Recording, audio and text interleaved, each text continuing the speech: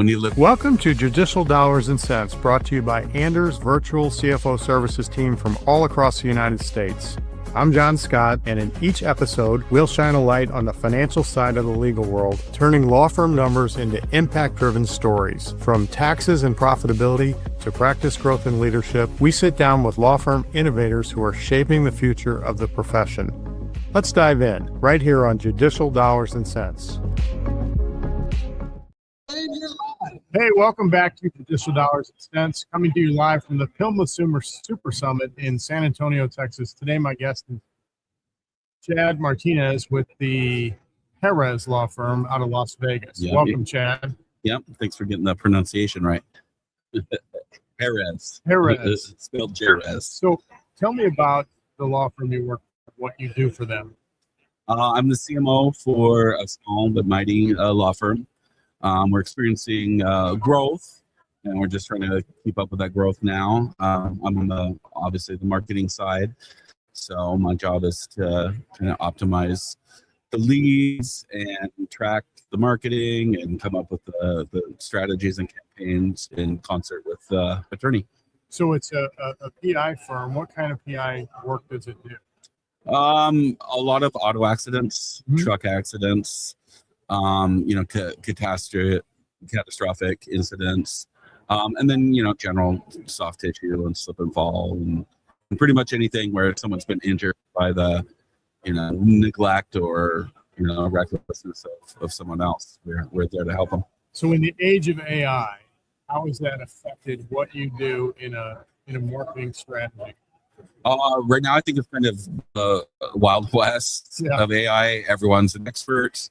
Everyone knows the buzzwords, but it kind of reminds me a little bit of the .com era, the beginning of the .com era. Not saying there would be a bust, but it does seem like there's a lot of question marks surrounding how to best use AI, and I don't think anyone really knows where it's going. In 5 years, it could, all we do know is it's going to be completely different. Yeah. So, but the algorithms seem to be changing on SEO and gravitating towards large language model searches. What are you seeing in those areas? Well, Google's search is down, seemingly. So basically, we're just seeing, a shift in. I still consider it search. People are still searching. They're just using agents to search and answer their questions. So we're just trying to, capture that where they are. Like Substack and Reddit seem to be a big part of the strategy. And you're the second person that's talked to me about Reddit, and I see Reddit as this big rabbit hole that I just can't understand. I have one child who streams Reddit, and I don't know that they contribute to it, but I really don't understand it. But how are you using? Are you putting any content out on Reddit to? We are not. I'm like kind of. That's why I'm here at this conference, to kind of explore AI. But it's something we've been thinking about because we're hearing a lot about it. I'm thinking the AI engines are looking for question formatted thing, and I think Reddit is that. Like if someone asks a question and like people answer, you got the best answer. So it seems to be kind of. AI seems to be catered for the people actually asking specific questions. So, and how that looks as strategy is still something we're working on. Do you get on there and answer questions? You don't want to get kicked off looking spammy. So it's like I said, it's exploratory right now. There's all kinds of rules and guardrails that you have to go by. So what strategies does your firm use to go to market? Do you blog, podcast? Well, traditional SEO, and we're transitioning into optimizing for GEO now, whatever acronym it is. We're doing search, we're doing meta ads. We are using a lot of lead generation companies. Prefer to wean ourselves off of that and control our own ads and stuff, but we still find it necessary. Just for the consistency. And that's pretty much our digital strategy. We're optimizing our website for the new search ecosystem, and try to constantly post blogs and images and backlinks, all the traditional stuff. still. So just trying to figure it out. I absolutely love law firm advertising, and I'm sure you have some very large competitors in the Vegas market. That's a very big market. Who are big spenders on ads. How do you compete with that, or do you even try and compete with that? We don't compete with it spend wise. We try to be smarter, go for maybe some of the nicher terms, and just kind of slowly build up to. We've tried where we spend a lot of money trying to compete in that arena, and it works for a little while, and then someone starts spending more, and it's hard to kind of justify that spend unless we're seeing like the leads come in. So right now we're just kind of doing a ramping up strategy where we're going for very niche terms, and we're doing pretty well with them. The attorney is a big cyclist.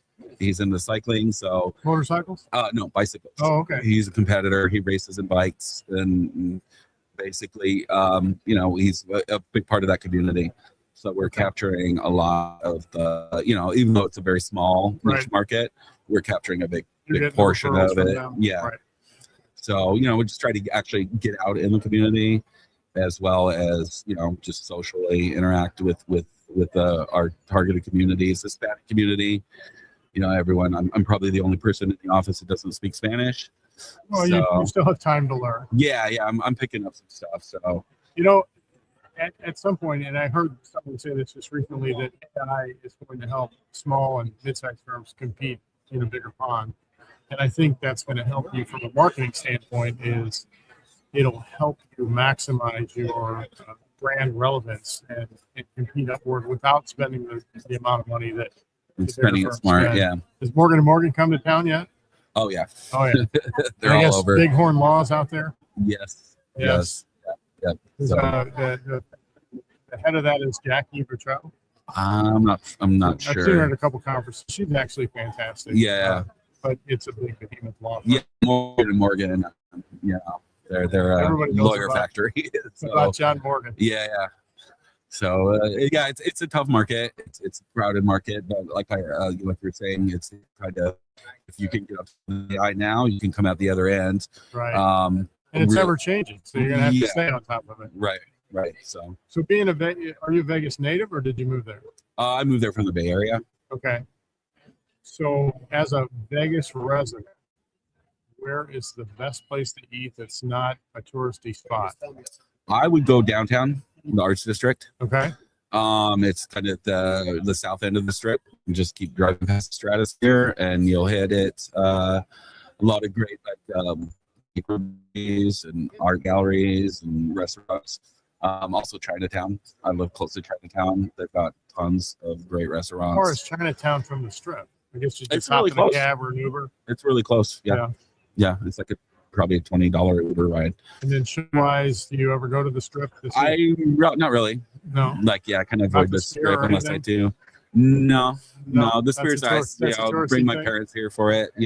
No, it's impressive. I would recommend, if you're going to Vegas, to check that out. It's very unique in the world. So definitely check that out. You can see the Wizard of Oz or a band. But like when you live there, you tend to find the back streets to avoid the strip. I'm sure you do. Because traveling there is difficult as a tourist. Well, Chad, this has been enlightening, and I really appreciate you coming on Judicial Dollars and Cents. And thank you all for listening today. Look forward to talking to you again. All right. Thank you, Chad. Thank you.